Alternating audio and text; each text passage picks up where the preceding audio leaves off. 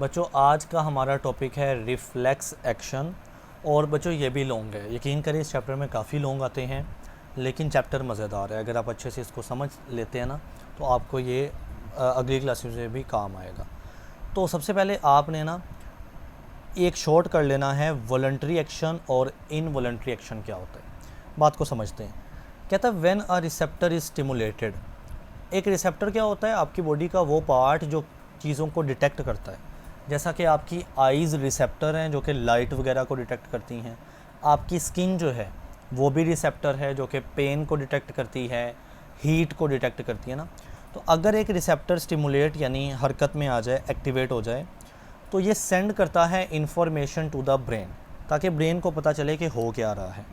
अब जो higher centre of brain है ना, ब्रेन के ऊपर वाले हिस्से जिसमें सेरिब्रम आ जाता है, ठीक है, वो एनालाइज द इंफॉर्मेशन, वो इन्फॉर्मेशन को देखता है कि बॉडी ने क्या क्या डिटेक्ट किया है, ठीक है, और send message to the appropriate action. उसके बाद उसने एक्शन करना है। मिसाल के तौर पर अगर आपकी बॉडी में हीट काफ़ी ज़्यादा आई है, ठीक है, तो फिर जाहिर है मैसेज आएगा किधर? ब्रेन को, ठीक है, और ब्रेन आगे सोचेगा कि अब क्या एक्शन लेना चाहिए, तो वो मसल्स को मैसेज भेजेगा। तो मसल क्या करेंगे? कॉन्ट्रैक्ट करेंगे, और अगर हाथ पे हीट लग रही थी ना तो हाथ उठा लिया जाएगा। तो ये हमारा नॉर्मल एक्शन होता है। Such actions are under our conscious control, यानी जिसमें ब्रेन काम कर रहा है ना बेटा, ब्रेन, यहाँ पे हमने ब्रेन पढ़ा था दिस वन, तो आपका कॉन्शियस कंट्रोल हुआ है। कॉन्शियस यानी आपको इल्म है कि आप क्या करने जा रहे हो। आप अपना हाथ उठाने जा रहे हो क्योंकि बाहर हाथ को गर्मी फील हो रही थी। और बच्चे इस एक्शन का नाम होता है वॉलंटरी एक्शन, यानी जो आपकी मन मर्जी के मुताबिक हो रहा है। सो कहता है some reasons of brain control action without any conscious control. Brain के कुछ ऐसे हिस्से भी होते हैं जो कि काम करते हैं और कॉन्शियस नहीं होता, यानी आपको पता ही नहीं लगता, वो काम हो जाता है। और ऐसे एक्शंस होते हैं इनवॉलंटरी एक्शंस। तो बेटा इसको सारा याद करने के बजाय सिंपल जेन में रख लें। वॉलंटरी एक्शन ऐसे एक्शन होते हैं जो हमारे कॉन्शियस कंट्रोल में होते हैं, और इनवॉलंटरी ऐसे एक्शन होते हैं जो बच्चे हमारे कॉन्शियस कंट्रोल में नहीं होते। अब हम मूव करते हैं रिफ्लेक्स एक्शन की तरफ। कहता है reflex actions are quick involuntary response. ये बहुत जल्दी होते हैं और इनवॉलंटरी होते हैं, यानी आपको पता भी नहीं लगता कि आप एक्शन कर जाते, आपकी बॉडी एक्शन कर जाते और आपके ब्रेन को पता भी नहीं लगता।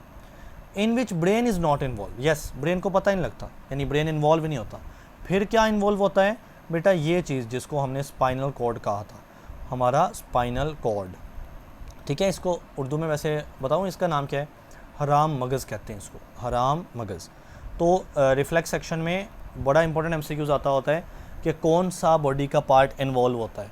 ब्रेन ऑप्शन होता है, अक्सर बच्चे टिक करके आते हैं, गलत है। ब्रेन तो इन्वॉल्व ही नहीं होता बेटा, स्पाइनल कॉर्ड इन्वॉल्व होता है, ठीक है। अब reflex action are controlled by a reflex arc, ठीक है। रिफ्लेक्स एक्शन रिफ्लेक्स आर्क को रिफ्लेक्स एक्शन को रिफ्लेक्स आर्क कंट्रोल करता है। अब रिफ्लेक्स आर्क की डेफिनेशन यहाँ से शुरू हो रही है बच्चे। ये रास्ता है, पाथवे है, ठीक है, न्यूरॉन्स का, over which the nerve impulse travel during a reflex action. अब मैं आपको डायग्राम समझाता हूँ, देन आपको रिफ्लेक्स आर्क बड़े अच्छे से समझ आ जाएगा। चलिए डायग्राम पे जाते हैं।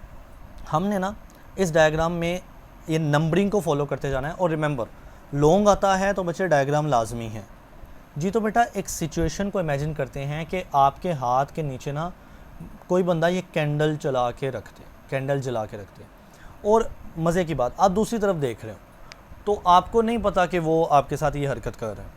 आप हाथ फिर भी ऊपर कर लेंगे, हालांकि आपका ब्रेन तो देख ही नहीं रहा, आपके ब्रेन को तो पता ही नहीं है कि क्या हो रहा है। तो बेटा यहाँ पे स्पाइनल कॉर्ड ने रिफ्लेक्स एक्शन का सहारा लिया है। रिफ्लेक्स एक्शन जो ऐसा एक्शन जो ब्रेन के अलावा हो, ब्रेन को उसका इल्म ही ना हो। तो अब देखते हैं कि इस एक्शन में होता क्या है। सबसे पहले जब हमने स्किन को ये स्टिमुलस दिया, हीट दी, तो स्किन के रिसेप्टर्स जो है ना वो डिटेक्ट कर लेते हैं the stimulus of the heat, यानी इस हीट के स्टिमुलस को, जो हीट आई है उसको डिटेक्ट कर लेंगे। अब बेटा यहाँ से ना ये रेड कलर का मैसेज, ये रेड कलर की लाइन के ज़रिए उन्होंने शो किया है, ये मैसेज जा रहा है फाइनली स्पाइनल कॉर्ड के पास। और ये मैसेज कौन लेके जा रहा है बेटा? ये सेंसरी न्यूरॉन लेके जा रही है। ये सारी रेड रेड क्या है? सेंसरी न्यूरॉन है। और वो क्या करती हैं, सेंड नर्व इम्पल्स यानी मैसेज, ठीक है, to the inter neuron. You know inter neuron होते हैं स्पाइनल कॉर्ड के अंदर, ब्रेन के अंदर भी। तो सेंसरी न्यूरॉन ने मैसेज उठाया कहाँ से, स्किन के रिसेप्टर से, और कहाँ पर लेकर गई है बेटा, ये इंटर न्यूरॉन के अंदर लेकर गई है। ओके, तो इंटर न्यूरॉन आगे क्या करता है, transmit the nerve impulse to the motor neuron. अब ये मैसेज आता है इस, ये जो ब्लू वाली न्यूरॉन जा रही है बेटा, ये मोटर न्यूरॉन है, ठीक है, और motor neuron carry the nerve impulse to the effector, और ये किधर को लेके जा रही है, इफेक्टर तक लेके जा रही है। इफेक्टर की मिसाल क्या होती है, मसल उसकी मिसाल है। तो ये जो आपका बाजू का मसल होता है ना, बाइसेप मसल, वहाँ तक ये मैसेज को लेकर गई है हमारी मोटर न्यूरॉन, ठीक है। और मसल क्या करते हैं, रिस्पॉन्स पैदा करते हैं। किस तरह से बेटा, ये मसल हाथ को ऊपर उठाते हैं। तो आप देख रहे हैं कि अब आग से, हीट से हाथ ऊपर उठ गया है, तो हैंड इज़ पुल्ड अवे, यहाँ पे है ना, हैंड इज़ पुल्ड अवे, हाथ को ऊपर उठा लिया जाता है। सो यहाँ पर देखें, सबसे पहले रिसेप्टर होता है, वही तरतीब जो मैंने लेक्चर नंबर 1 में समझाई थी। रिसेप्टर डिटेक्ट करता है स्टिमुलस को, चेंजेस को, ठीक है, और फिर सेंसरी न्यूरॉन वहाँ पे आती हैं और वो मैसेज को लेके जाती हैं स्पाइनल कॉर्ड के पास, या इंटर न्यूरॉन कह लें, क्योंकि स्पाइनल कॉर्ड में इंटर न्यूरॉन ही तो होती हैं। वहाँ से मैसेज मोटर न्यूरॉन में चला जाता है, मोटर न्यूरॉन से मैसेज चला जाता है बेटा इफेक्टर के पास, मसल वगैरह के पास। मसल वहाँ पे एक्शन या रिस्पॉन्स शो करते हैं, और बेटा वो हाथ को ऊपर उठा लेते हैं, और अब हाथ नॉर्मल हो जाएगा, उसके ऊपर हीट लगने वाली अब ख़त्म हो जाएगी। तो ये एक्शन बहुत जल्द, सेकंड्स के अंदर होता है, और इस एक्शन का नाम होता है रिफ्लेक्स एक्शन। Reflex action. अब एक और बात को समझना है आपने बच्चे, ये रिफ्लेक्स एक्शन में ये सारा रास्ता फॉलो हो रहा है ना, ये सारा रास्ता, पहले सेंसरी न्यूरॉन का रास्ता, फिर इंटर न्यूरॉन से होता हुआ मोटर न्यूरॉन तक का रास्ता, बेटा इस सारे रास्ते का नाम होता है रिफ्लेक्स आर्क। ओके, सो रिफ्लेक्स आर्क बेसिकली क्या होता है, पाथवे, रास्ता होता है, ठीक है, न्यूरॉन का, जिसमें पहले सेंसरी न्यूरॉन आती है, फिर इंटर न्यूरॉन आती है, और फिर मोटर न्यूरॉन आती है, over which the nerve impulse travel. और इस रास्ते के ऊपर बेटा नर्व इम्पल्स ट्रैवल करती है, यानी मैसेज जाता है ड्यूरिंग अ रिफ्लेक्स एक्शन, जब रिफ्लेक्स एक्शन यानी बहुत जल्द एक्शन हो रहा होता है। अब एग्जाम्पल क्या है, एग्जाम्पल यही है, when we pull our hand away, हम अपना हाथ उठा लेते हैं, फ्रॉम अ हॉट फ्लेम, एक गर्म आग से, ठीक है, विदाउट थिंकिंग अबाउट इट, इसके बगैर, इसके बारे में सोचे बगैर फ़ौरन से आप हाथ उठा लोगे ना, या सोचोगे पहले कि अच्छा हाथ उठाना चाहिए नहीं उठा, नो, आप ऐसा नहीं करते।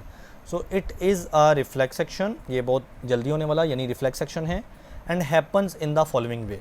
अब उसके यहाँ पे वही स्टेप लिखे हुए हैं। पहला क्या है, skin receptors detect the stimulus of the heat. Number 2, sensory neuron send nerve impulse to the inter neuron of spinal cord. तो सेंसरी न्यूरॉन इंटर न्यूरॉन को मैसेज भेजती है, उसके बाद बेटा इंटर न्यूरॉन ट्रांसमिट करते हैं इसी नर्व इम्पल्स यानी मैसेज को मोटर न्यूरॉन तक, ठीक है, और फिर मोटर न्यूरॉन क्या करती हैं, कैरी कर लेती हैं इस मैसेज नर्व इम्पल्स को इफेक्टर तक। इफेक्टर क्या है, मसल है, तो muscle of the arm. And finally effector जो है, वो इफेक्टर यानी मसल, वो क्या करता है, प्रोड्यूस करता है रिस्पॉन्स को, एक्शन को, बाय कॉन्ट्रैक्टिंग। मसल कॉन्ट्रैक्ट कर जाता है, तो आपका हाथ पुल अवे यानी ऊपर उठ जाता है।